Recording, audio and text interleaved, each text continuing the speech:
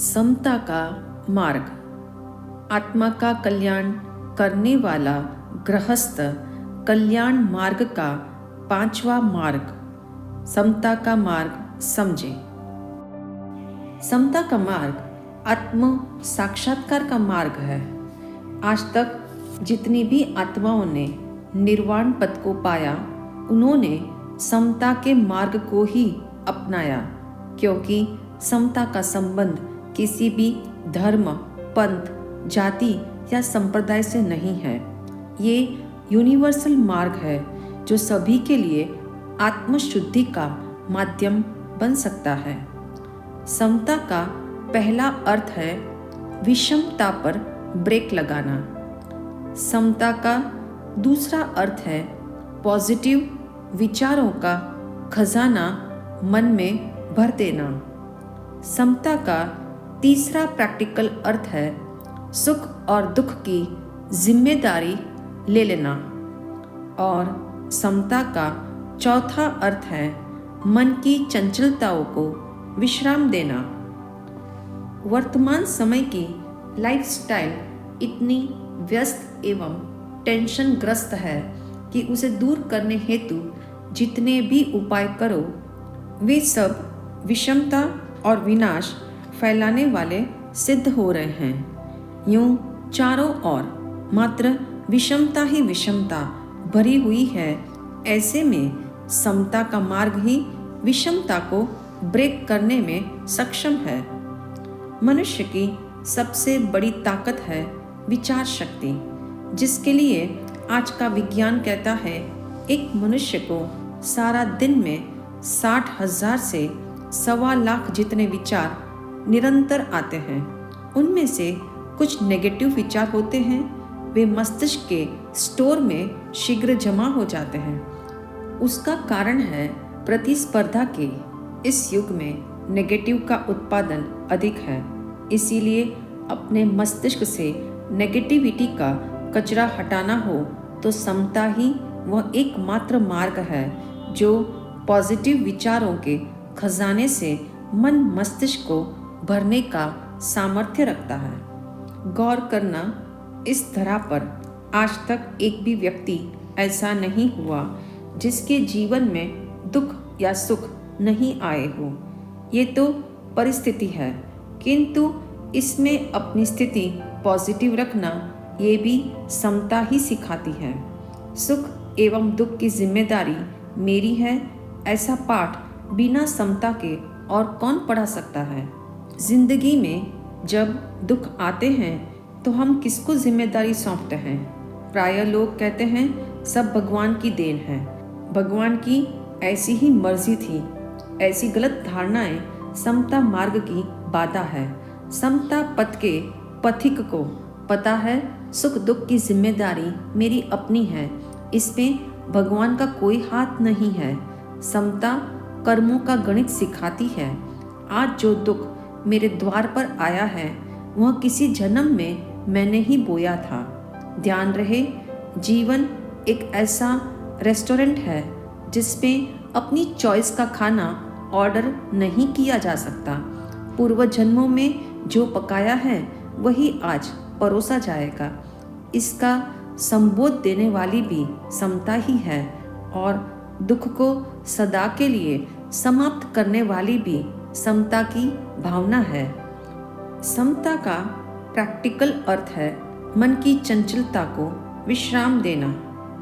मन सदा चॉइस में जीता है और फुल टाइम नॉइज करता है। सिर्फ अपनी एक दिन की चर्या का अवलोकन करेंगे तो पाएंगे हमारी भावना हर पल कहाँ अच्छी रह पाती है और न विचार सतत पॉजिटिव रहते हैं। अच्छे और बुरे का क्रम निरंतर जारी है। पसंद नापसंद का विषय भी हमेशा का है। इसी कारण सुख और दुख का सिलसिला चलता है। हानि और लाभ, उतार और चढ़ाव, सम्मान और अपमान।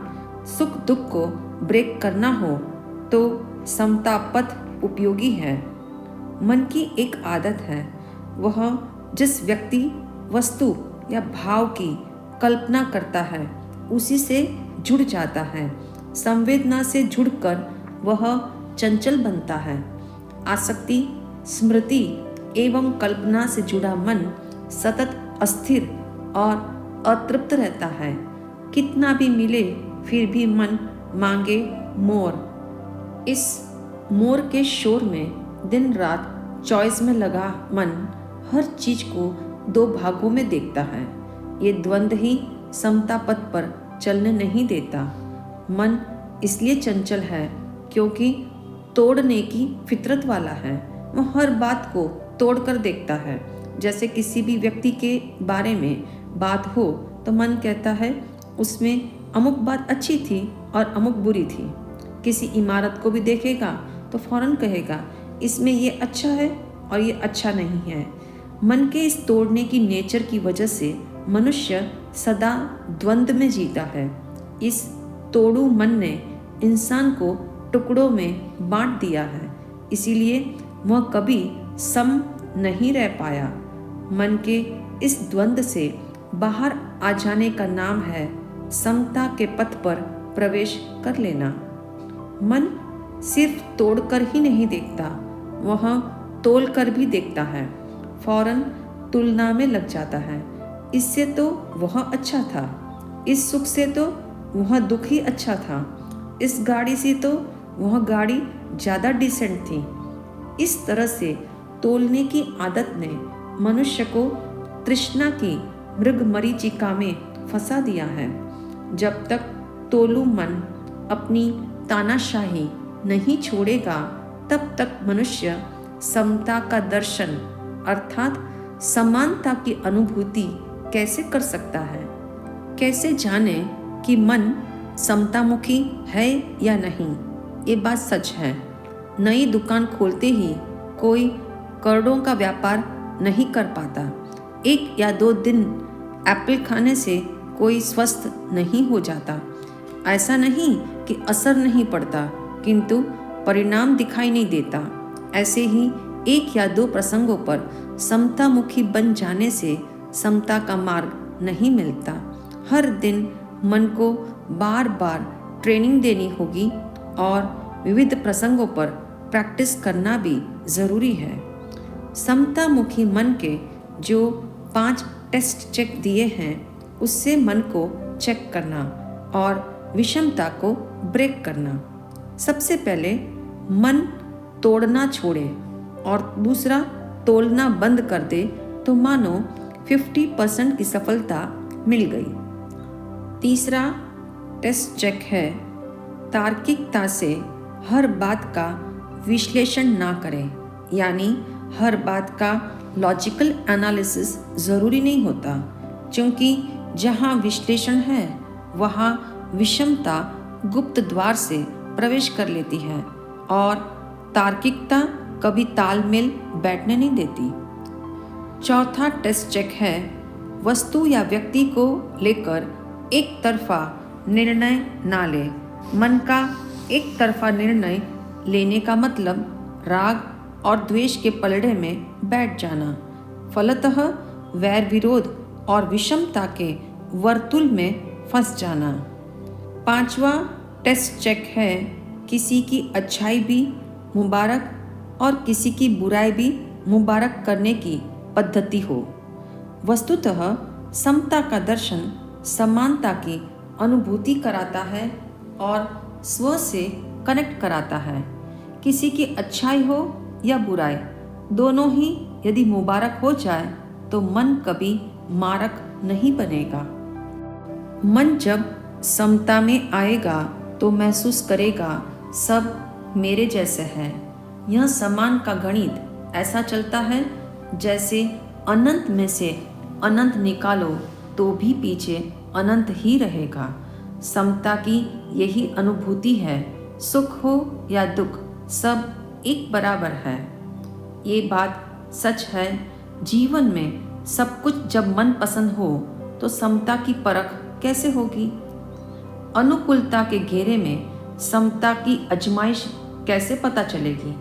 घर में जब आदर मिलता हो, पड़ोसी से अच्छे संबंध हो, पार्टनर से मित्रता सघन हो, रिश्तेदारों से व्यवहार मधुर हो, परिवार में शांति हो, अर्थात सर्वत्र मनपसंद माहौल हो, तो लगता है हम तो संभावी है। किंतु समता की सच्ची कसौटी प्रतिकूलता, कष्ट और विपरीतता में ही होती है। कोई हमारे साथ गलत व्यवहार करे, गुस्से में अपशब्द कहे, अपमानित करे, खिल्ली उड़ाए, तब भी मन में सकारात्मक विचार आते हो, अपमानकर्ता के प्रति कृतज्ञ भाव जागता हो, तो जान लेना मन समता मार्ग में प्रविष्ट हो गया है। दरअसल कर्म सिद्धांत कहता है, जो भी व्यक्ति आज हमें कष्ट, दुख, संताप, अपमान या बदनामी या चिंता दे रहा है, वह कोई दूसरा नहीं, आप स्वयं हो। उसमें अपने पूर्व जन्मों के कर्म की छवि देख लो, अथवा इतना भी मानने में आ जाए कि ये मेरा पास्ट का कार्मिक अकाउंट है जो आज कैरी फॉरवर्ड हुआ है, तो समता के पथ पर चलना आसान हो जाएगा। मैंने भी पूर्व जन्म में ऐसा ही कुछ बुरा इसके साथ किया था, या ऐसा नेगेटिव थॉट इसके लिए भेजा था, वही तो लौट कर आ रहा है। इतना रिमाइंडर देना भी उत्तेजित चित्त को शांत करने हेतु काफ़ी है। कष्ट के समय यू की जगह आई की और नज़र मुड़ जाए तो समता पथ पर कदम मजबूत हो जाएंगे। माना कि समता का मार्ग इतना सुगम नहीं है, किंतु इसे अभ्यास से आसान बनाया जा सकता है। धैर्य एवं विविध प्रैक्टिकल प्रयोगों से सरल बनाया जा सकता है। इसी का नाम साधना है, सम्यक पुरुषार्थ है। जीवन में अनेक ऐसे प्रसंग हैं जहाँ आवेश के कारण अथवा धैर्य के अभाव में हमने अनेक कार्य बिगाड़े हैं। इससे प्रमाणित होता है धैर्य और समता में ही जीवन की श्रेष्ठता छिपी है। समता का थॉट प्रोसेस है, मेरा कोई दुश्मन नहीं और मेरे साथ कोई अन्याय नहीं कर सकता। ख्याल रहे, मजबूरी में सहना समता नहीं है। समता अर्थात प्रतिकूलता का स्वीकार एवं सामने वाले का अहित न सोचकर उसके प्रति कृतज्ञता अर्पण करना। कुल मिलाकर समता पथ पर चलने के लिए सबसे पहले अपनी मानसिकता को बदलना होगा।